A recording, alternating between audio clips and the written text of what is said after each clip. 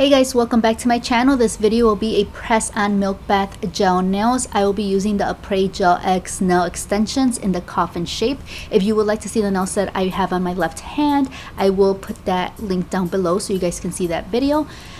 So I'm going to be using, I didn't end up using these little glitters. I did end up using all the dried flowers, different colors and different styles. I get them from so many places. Some were sent through PR or from companies. Other places are AliExpress and Wish. Now I am measuring my nail tips, and these are gel tips, and how I measure them is from sidewall to sidewall, and then I pick a bigger size, the next biggest size from the one I measured, because I am doing encapsulation. And when I encapsulate these nail tips, I make sure I get them a little bit bigger than how they fit on my nail, because once you put the gel product in there, it will harden, so it'll have no flexibility. So when you put it on your nail, it's very stiff and it won't expand. So if you pick the exact size of your nail tip, of your nail bed, it's not going to fit. There's gonna be some gaps on the side, so just beware of that. Right now I'm just taking off the shine from the back of the nail tips, and I'm gonna cleanse them. Now I did forget to turn on the camera at this point, but I will show you on the other nail tips how I started this. And what I use is an OPI off-white. It's called soft white gel polish. It is a builder gel type of polish, so any soft white or off-white or milky white color that you have will work. It doesn't have to be a builder gel, it could just be a gel polish, because these nail tips are made out of gel, they're not plastic. Then when you file them down and dehydrate them, any gel product you put on top or underneath, as I'm doing here, underneath the nail tip, will adhere to it without a base or any type of primer. So excuse my hair. So I did put a very thin layer of the soft white OPI polish, and now I'm just pressing down all the dried flowers to my liking. And I do not cure this yet. I put the polish and then I go into applying the flowers without curing it. Once I find it exactly how I want, and I keep flipping it over to see it, because sometimes there could be air bubbles, so you want to make sure you press down well enough so that you don't have any air bubbles, and keep turning around to make sure it's exactly where you want it to be, and try to avoid as many air bubbles as possible, because once you set this in the lamp, it's gonna set, and that's exactly how it's gonna be. There's no moving or budging with this.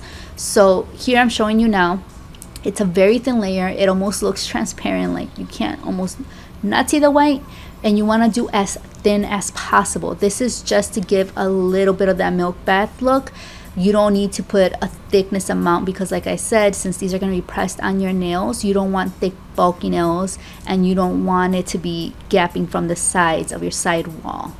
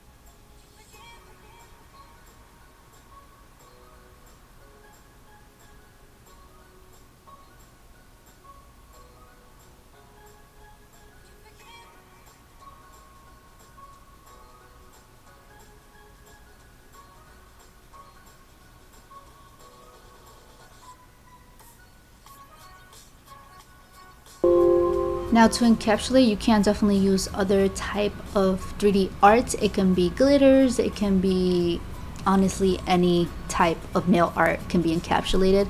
So it's really your choice. I really do love the look of dried flowers encapsulated in a milky bath type of nails, milk bath type of nails. They also look really beautiful in clear polish, just using a base polish and then putting some glitter to that and then doing the flowers also looks really pretty. And I feel like doing it this way is a lot easier for those of you that want to do your nails at home and not professionals or not licensed or haven't gone to school to practice or just haven't had the experience to practice enough. You can get beautiful nails like this and it's really easy. At least personally for me, it's a lot easier than when you do the 3D flower encapsulation on your actual nails. This seems a lot more easier and a lot more manageable, a lot less messy. So this is a nice way to do it. And you can use like the plastic tips for press-ons, like the ones they sell at Walmart or Target and stuff like that. But I highly recommend if you're doing long nails to get gel tips.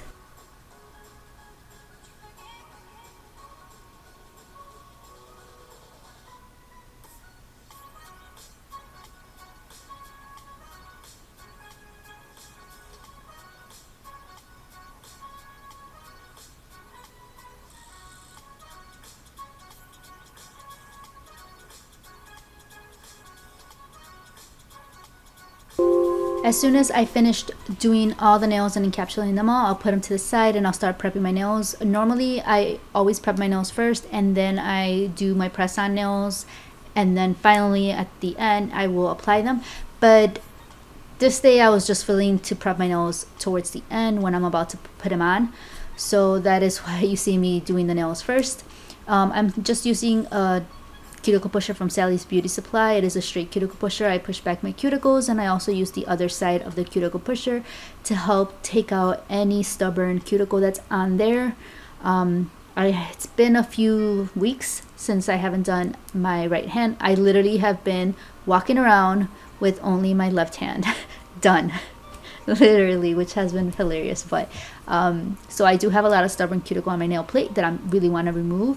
And then as soon as I am done with that, I'm going to go in with my medium grit sanding band, and these are disposable. I love these. I always tend to go back to them instead of using my regular cuticle bits that I have. And I'm just going to clean off any leftover cuticle that the cuticle pusher didn't pick up and take off the shine that's naturally on my nails, so that when I dehydrate them, I can apply the product a lot easier.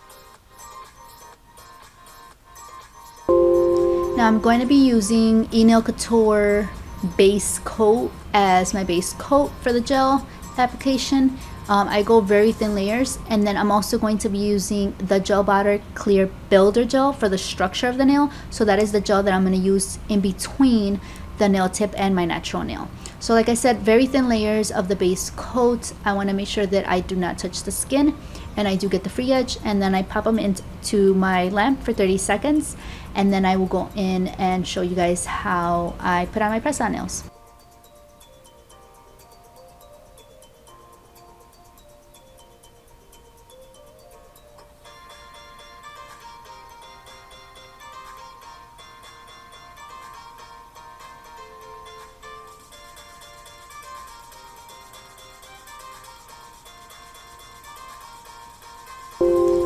So I will apologize in advance because I don't show much of me holding the nail tip onto my nail, because once I fit it exactly where I want, I run right into the lamp. So the first thing is I am making sure that I am brushing anywhere where I think my nail is gonna be touching the nail tip.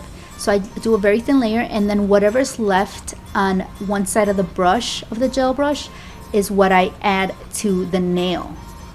And then you'll see I just brush it to make sure I get both sidewall to sidewall, and then whatever's left of the brush I just leave it on there, just one side of the brush. And then I grab the nail tip and I apply it onto the finger that I'm gonna be putting it on. I make sure that I try to do it as straight as possible. It's a lot harder when I do my own than when I do a client's.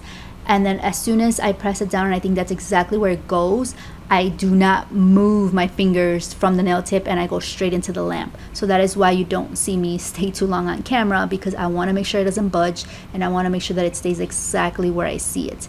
So like I said, I just brush it to where I think the nail is going to be, and then whatever's left over on the brush is what I put. Sometimes you'll need a lot of practice with press-on nails to know how much you need of the gel. I've done my nails enough to know the exact amount. Rarely would I have some leaking on the sides, but I do every so often get some from the back that leak out through the back, but I always use a cuticle bit to clean the back of that. So I am gonna go in with my medium grit safety bit, and I'm just gonna clean off the nail, because when your nail grows out and you have press-ons, you'll see a little difference from the nail tip and your natural nail growing. You want it to seem very seamless. So I always go in there and I really make sure that my cuticles press back, and I really make sure that I get in there and make it as seamless as possible. And then I clean out if there is any leakage of the gel out. And if you do need any cleaning in the back, you can definitely do that, but with the smaller bit.